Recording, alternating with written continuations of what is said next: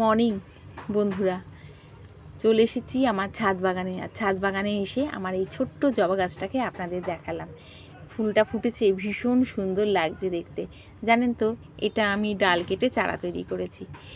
সুন্দর সুন্দর বেশ কয়েকটা জবা গাছের এরকম ডাল কেটে আমি চারা তৈরি করেছি। বেশ সুন্দর লাগে যখন ফুলগুলো হয়। শীতকাল বলে এখন সাইজে একটু ফুলটা ছোট হয়েছে, কিন্তু কালারটা ভীষণ সুন্দর দেখতে। আর খুব সাধারণভাবে আমি এর ডাল কেটে চারা তৈরি করেছি। বালি আর একটু অ্যালোভেরার ডাল কেটে সেই জেলটা মাখিয়ে নিয়ে বালির মধ্যে পুঁতে দিয়েছিলাম, দিয়ে একটু জল দিয়ে প্লাস্টিক ঢেকে রেখে দিয়েছিলাম। তারপরে এরকম গাছ পাতা বেরিয়ে গেছে, তারপরে মাটিতে পুঁতে দিয়েছিলাম। আর এই গাছটা দেখুন বন্ধুরা, একদম একটা ছোট্ট টবে রয়েছে। ছোটই গাছ, খুব তাড়াতাড়িও বড় হয়ে গেছে, আরও কচি কচি অনেক পাতা বেরোচ্ছে। এইরকম অনেক ডালপালা কেটে আমি চারা তৈরি করেছি, আর তাতে এরকম সুন্দর সুন্দর ফুল আসছে।